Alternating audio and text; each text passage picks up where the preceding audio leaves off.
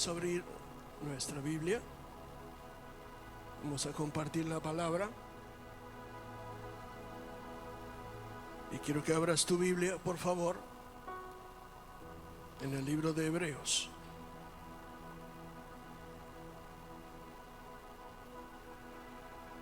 Libro de Hebreos, capítulo 9.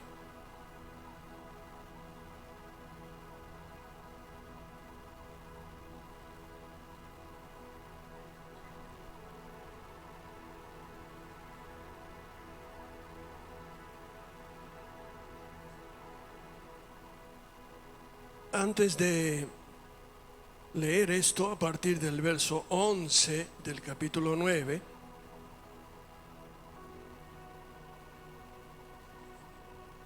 quiero decir que Dios estuvo mirando atentamente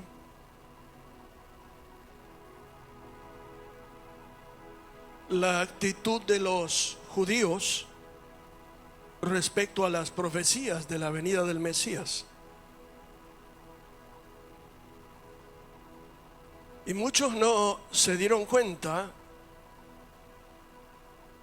que el tiempo estaba más cercano de lo que pensaban. Así que Dios hizo algunas cosas. ¿Me puede dar un poquito más de retorno? Gracias. Dios hizo algunas cosas que llamó la atención. La primera es que Dios quitó el arca. Y ellos estaban mucho más interesados en tener un templo suntuoso, un programa importante. Pero la verdad es que por muchos años el arca de la gloria no estaba allí. Le estaba abriendo el camino por la profecía de Isaías, cumplida en Juan, que él venía a preparar los caminos del Señor. Pero ellos no entendieron porque estaban en otra cosa. Eran el pueblo de Dios, pero estaban en otra cosa. Al punto donde dice que los suyos vino y los suyos no lo conocieron, no lo recibieron, no entendieron los tiempos. Estaban en otra cosa. Dios estaba haciendo cosas, pero ellos estaban en otra cosa. Así que no solamente el arca no estaba. Ellos seguían con los rituales, con el programa. Y cuando llega Cristo en el ministerio público, y Herodes le había hecho un templo suntuoso primero para congraciarse con los judíos, y segundo, para obtener algunas otras cosas que después se le vino en contra.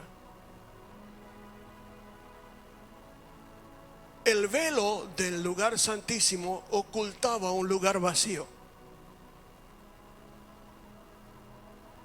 Y todo ese ritual tenía que ser expuesto para que se den cuenta que Cristo era el arca que estaba llegando en ese momento a ese templo del tiempo de Jesús.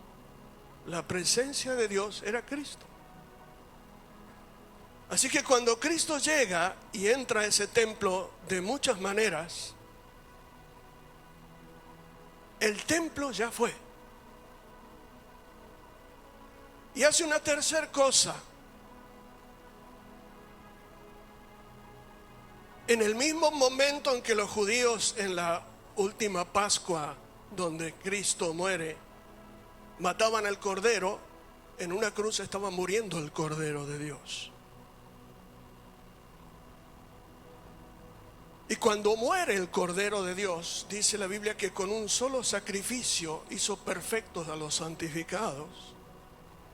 Dios aceptó como pago total por el pecado, no al corderito del ritual, sino al Cordero de Dios que moría en la cruz.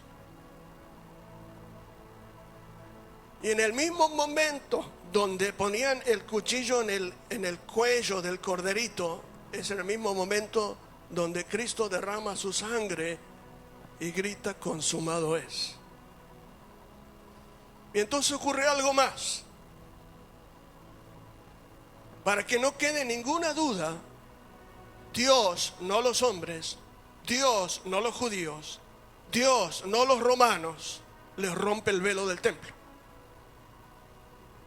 Se los parte de arriba a abajo. Se terminó el sacrificio de sangre de animales. Se terminó el ritual. Y también se terminó algo que tenía que ser blanqueado. Se terminó un ritual vacío de un contenido espiritual de la presencia de Dios.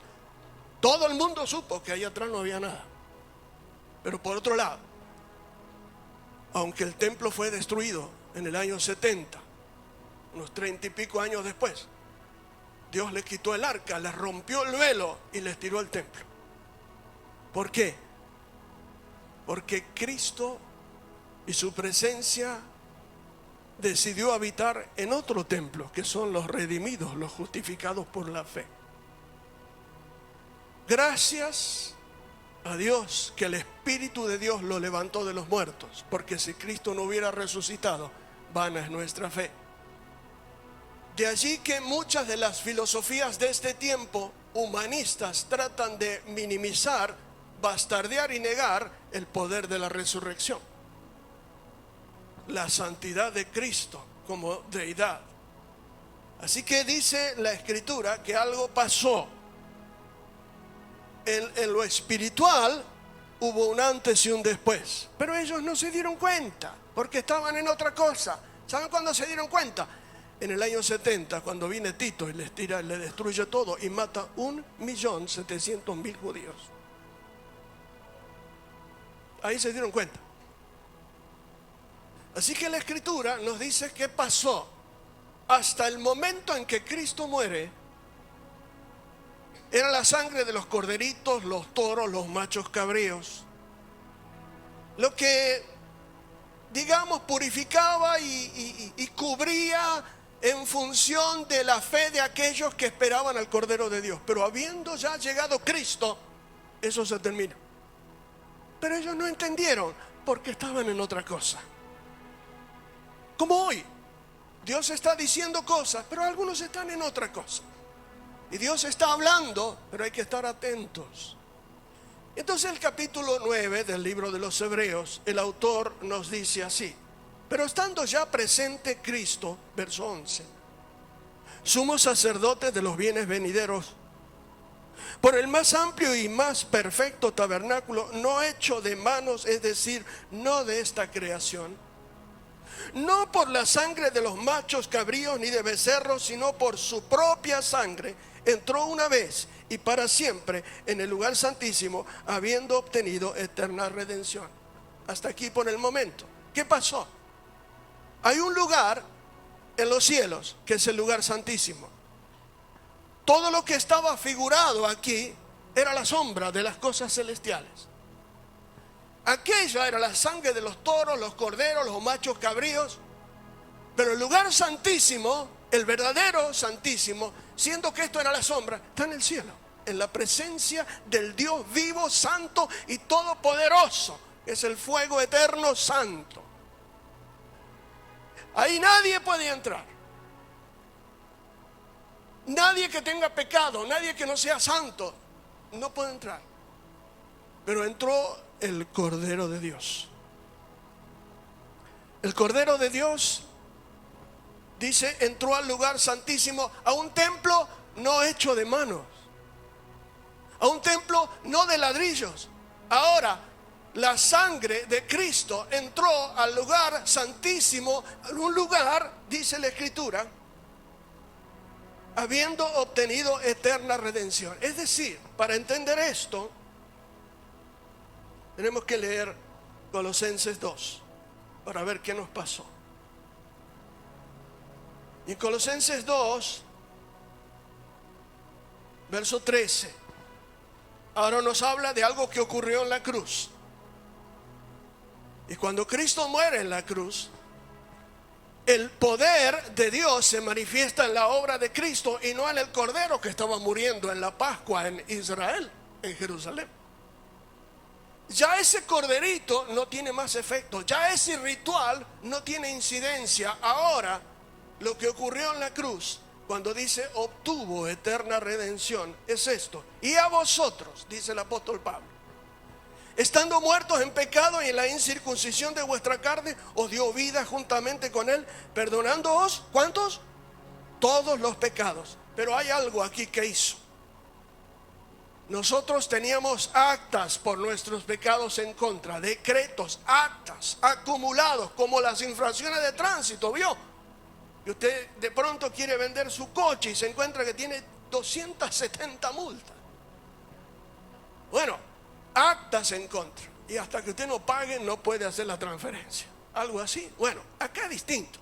Pero las actas en contra no tienen que ver con las multas de tránsito, sino con primero el pecado original de haber nacido en pecado y luego toda nuestra vida, porque la paga del pecado es muerte. Y estábamos destinados a la muerte hasta que vino uno y nos redimió. ¿Qué es redimir? Redimir es sacar del banco del empeño aquel hecho que era mío, lo empeñé y lo vuelvo a recuperar. Eso es redimir.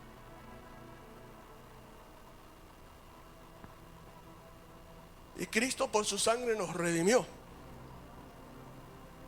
Y dice, anulando el acta de los decretos que había contra nosotros, subrayo, que nos era ¿qué? Contraria, quitándola de en medio y clavándola en la cruz, despojando a los principados y a las potestades. Ahora míreme, ¿sabe qué hizo Cristo? Los principados, las potestades, los demonios que tenían derecho y mecían las actas en contra nuestra, tiene que morir. Acá están las actas, acá están los decretos, acá están las cosas que hizo, tiene que morir, los tengo acá. ¿Qué hizo Jesús? Les arrancó, les arrebató todas las actas y las clavó en la cruz. Dijo, yo voy a pagar por todo esto. Dice, despojando a los principados y a las potestades, los exhibió públicamente, triunfando sobre ellos. ¿Dónde? En la cruz. ¿Cómo empezó esto? Éxodo capítulo 12.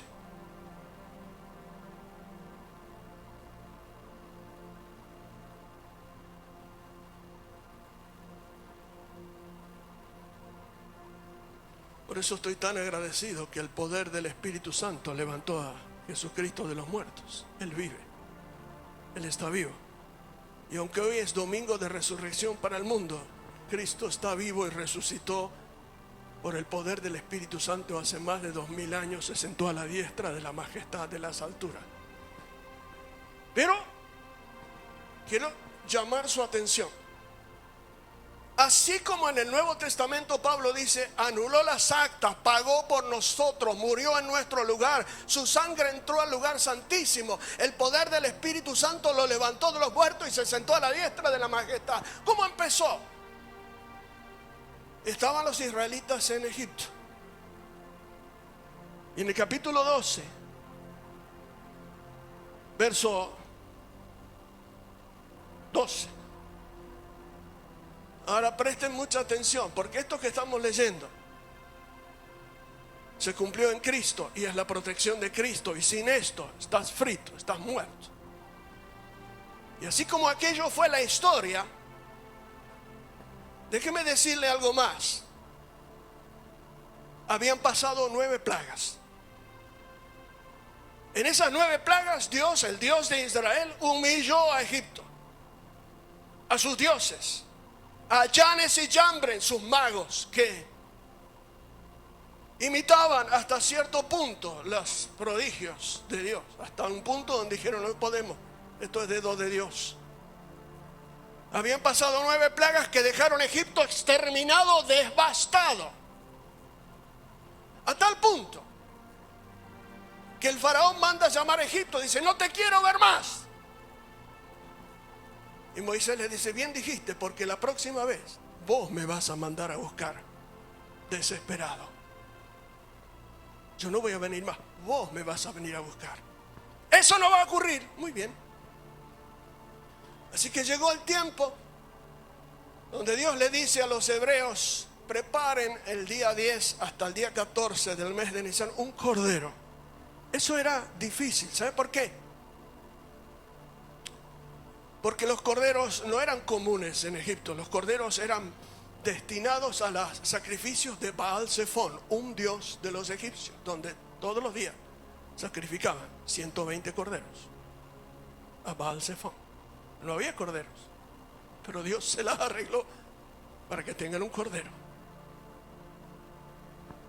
Y esa noche, ese día, verso 12: yo pasaré aquella noche por la tierra de Egipto y heriré a todo primogénito en la tierra de Egipto, así como hombres, bestias, ejecutaré mis juicios. Y firma: yo, Jehová, Yahweh, y la sangre os será por señal. Las casas donde vosotros estéis, veré la sangre y pasaré de vosotros.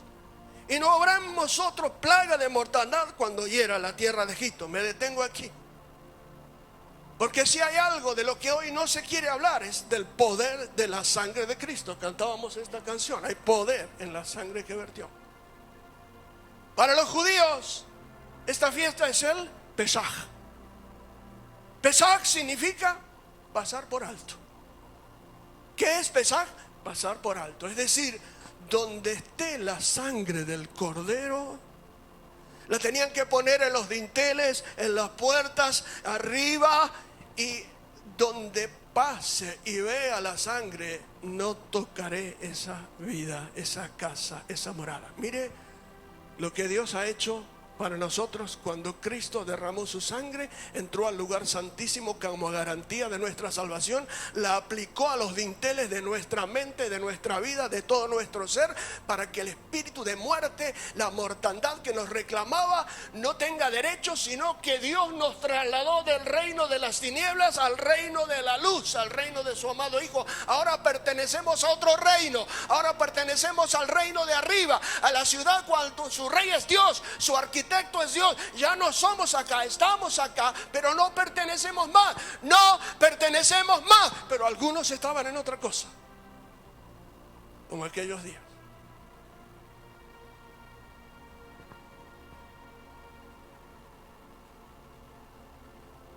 Y colocaron la sangre. Y cuando vino la mortandad, no hubo en todo Egipto un primogénito de bestias, de aves, de lo que fuere. Yo quiero decirles lo que dice la historia, acuñada en los anales de la historia de Egipto, que aquella noche, cuando empezó la mortandad, algunos egipcios se escondieron en la casa de judíos. Se murieron igual. Algunos mataron a sus padres, a ese Dios que iba en lugar de ellos. Se murieron igual. Otros reclamaron al faraón, se pararon, se murieron igual.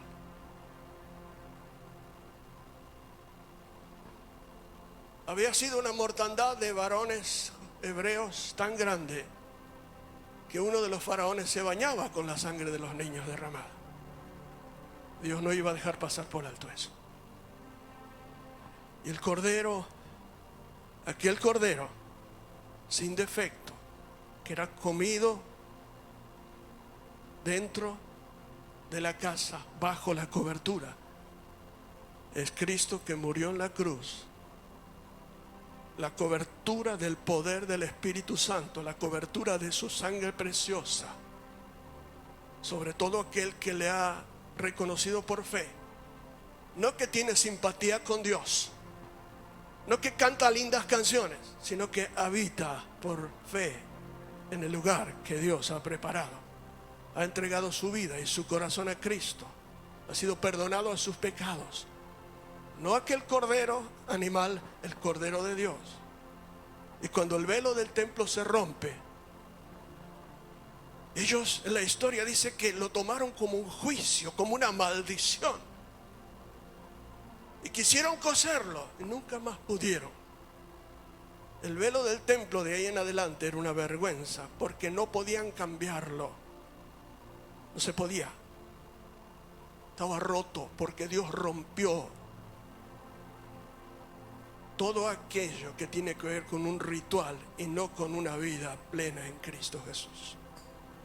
Pesaj.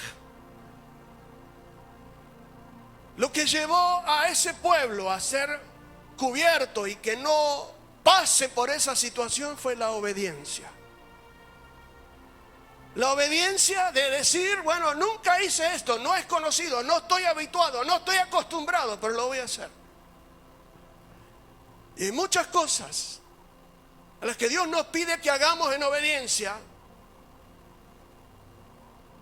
no parecen tener una gran influencia a la vista, pero tiene una gran trascendencia en las cosas espirituales. La obediencia. Imagínese aquel que se le antojaba decir, bueno, yo no voy a comer cordero, yo voy a comer un chancho. No, yo no voy a poner la sangre, yo me lo voy a comer igual. Olvídelo, donde no estaba la sangre, morían. Y cuando Cristo muere en la cruz y aparece un eclipse total por varias horas, se hizo de noche a las 12 del mediodía. Jerusalén temblaba porque empezaron temblores, terremotos. Se escuchaban remesones, cosa que nunca había ocurrido. Cuando Él muere, un terremoto abre las sepulturas. Pero cuando Él entra y pone su sangre en el lugar santísimo, justificados pues por la fe, tenemos paz para con Dios por medio de nuestro Señor Jesucristo. Claro, la sangre te será por señal. Y quiero refrendar esto. ¿Por qué? Porque estos son días donde muchos programas evangélicos, de alguna manera, intentan sustituir con actividades religiosas el poder de la cobertura que solo puede dar la presencia de Dios, la sangre de Cristo. No es aplicable, es por fe. La fe de todo aquel que se atrevió a creerle a Dios sin verlo. Así que esta noche, en estos días, esa Pesaj, que para los judíos es la sangre del cordero, ellos no entendieron, todavía están esperando. Es más, están tratando de levantar el tercer templo para volver a los sacrificios, pero Dios se lo va a tirar abajo. ¿Por qué? Porque el Cordero de Dios ya vino, ya murió. Pero es necesario. ¿Que van a ocurrir esas cosas? Sí, pero va a ser un precio muy alto hasta que levanten sus ojos en la dirección donde tienen que mirar. Y mirarán al que traspasaron y llorarán todas las tribus sabiendo que Él es el Mesías, el esperado, el ungido de Dios. Para nosotros hoy, que no sea cosa que Dios esté marcándonos los tiempos y cosas en lo espiritual. Cristo ya murió, resucitó, se sentó a la diestra del Padre, envió su Espíritu. Las señales nos están diciendo que el novio está llegando y la novia está en otra cosa.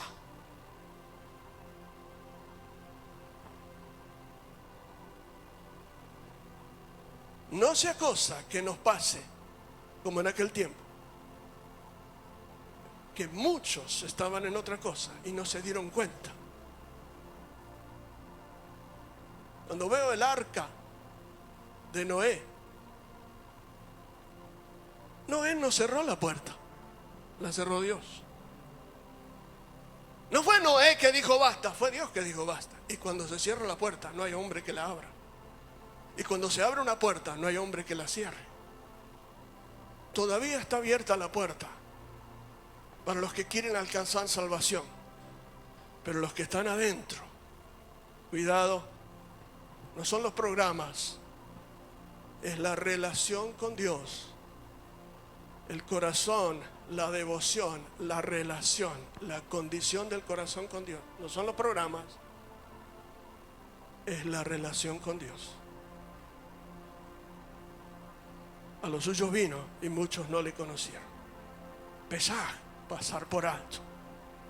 Cristo ya no está en la tumba, ni está en el templo hecho de manos.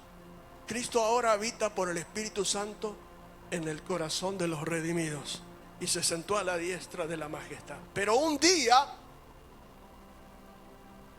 los cielos se abrirán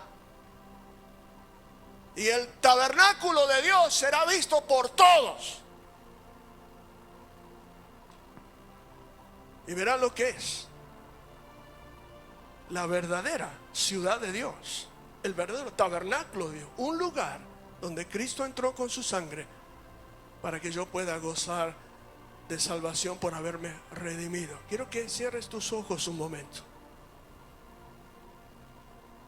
y que preparemos la Santa Cena aquí, los que la van a preparar. Cierra tus ojos.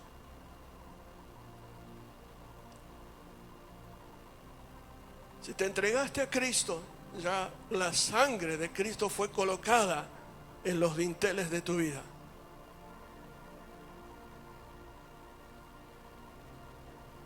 Y si te entregaste a Cristo, sos parte de la familia de Dios. Pero en estos días necesitamos refrendar, levantar una vez más el poder de la sangre de Cristo. La sangre te será por señal. No más sacrificios, no más corderos, no más sangre de animales ni de toros. Con un solo sacrificio hizo perfecto a todos los santificados. Dios aceptó un solo sacrificio y lo demás quedó atrás. Los tiempos que estamos viviendo nos dicen a la iglesia que está desposada, esperando que vuelva para tener unión. El novio está en camino, pero algunos no se dieron cuenta. El novio está en camino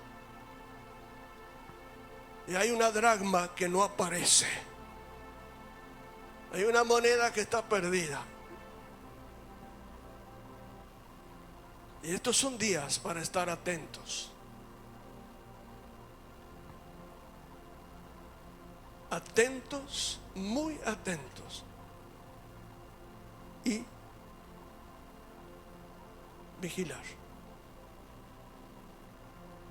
Vigilar. Vigilar. Los tiempos son de Dios. Los tiempos,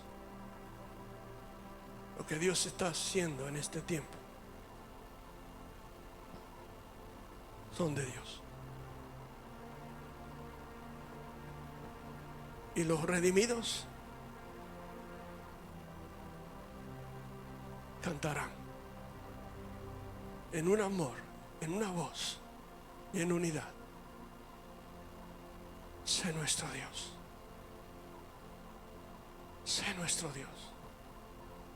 Vienen días donde aquellos que aprovecharon el tiempo lo verán. Verán el fruto.